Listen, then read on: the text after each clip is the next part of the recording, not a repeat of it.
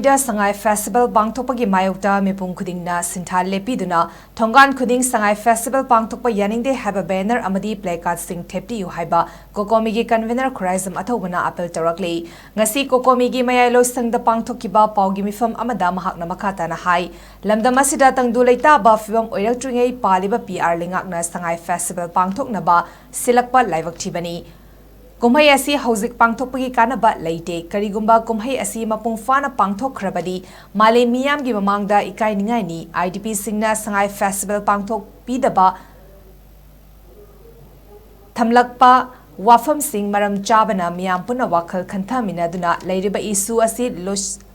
Lotsin naba honaribagi Mayokta Sangai Festival saruk yafam thokte maram aduna IDP singna Lakliba Tang kunda mass sit in protest pangthokpada saruk yabiyu loinina thangnaba nimita Sintha Lepptuna Sangai Festival gi Mayokta khongjang sangsin minasi haiba wafam thamki IDP oriba leisangtem inauchana phongdokhibada Masagi yum thadokuna IDP singna relief camp ta leirakiba jai ani makai fazilaklei masibu thausadana Sangai Festival pangthoknaba silakpa asi tumina leifam thokte Sangai Festival pangthoknaba da thada ba senfom IDP singna mayumda hanjinnaba honabada thada biba kaide masibu karisu khangbidana lengak asina chatharakpa thawongi Mayokta Sangai Festival da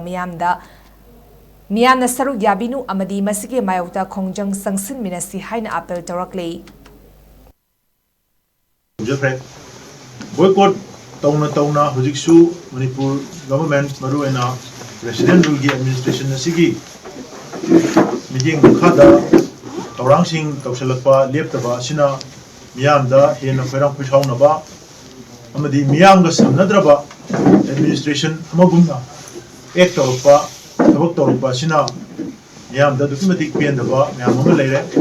madugi pendaba dugi makha tarakpada Lakliba November gi tang kun sida koi IDP chinnaw singi apunba committee mayam amaduna pullaga koi mass sit-in protest tawgani haidana lauthopiraiba se nasida COCOMI na su Manipur miyam gi mahut sinjarakanda haiba mass sit-in protest sida ekoi khudimak su saruk yasin minasi ekoi khudimak saruk yarakanda pangthokadariba 2025 ki andaki chahi gi Sangai Festival asi miyam gi damakta sinba festival nate miyam saruk yagadaba festival nate masi lenga khaktagi sinjaba aduma festival ni masi miyam ga samnade haiba yamna clear oiba message ama tangkunsida pigani haidana IDP singna chongthokpirakpa sida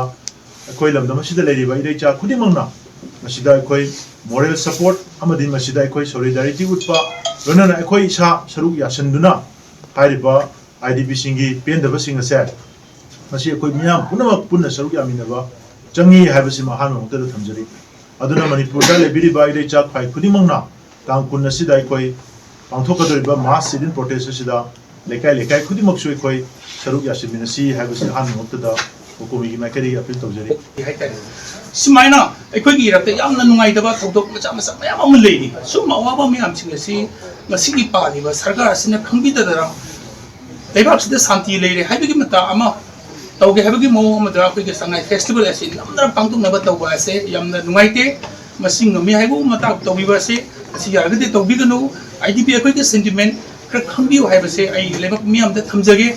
aduga hauji akoi ni kari no khina nungai dori se akoi east ju chatpiya de west ju chatpiya de south ju chatpiya de ikan mayon si dai koi na leiriba si sarkar na kari khalagano ꯑꯩꯈꯣꯏꯒꯤ ꯃꯤꯌꯥꯝꯒꯤ ꯑꯄꯥꯝꯕꯁꯤ ꯀꯔꯤꯅꯣ ꯈꯪꯗꯅ ꯂꯩꯕꯥꯛ ꯃꯤꯌꯥꯝ ꯑꯃꯗꯤ ꯁꯔꯀꯥꯔꯒꯤ ꯃꯔꯛꯇ ꯂꯩꯅꯒꯗꯕ relation ꯑꯗꯨ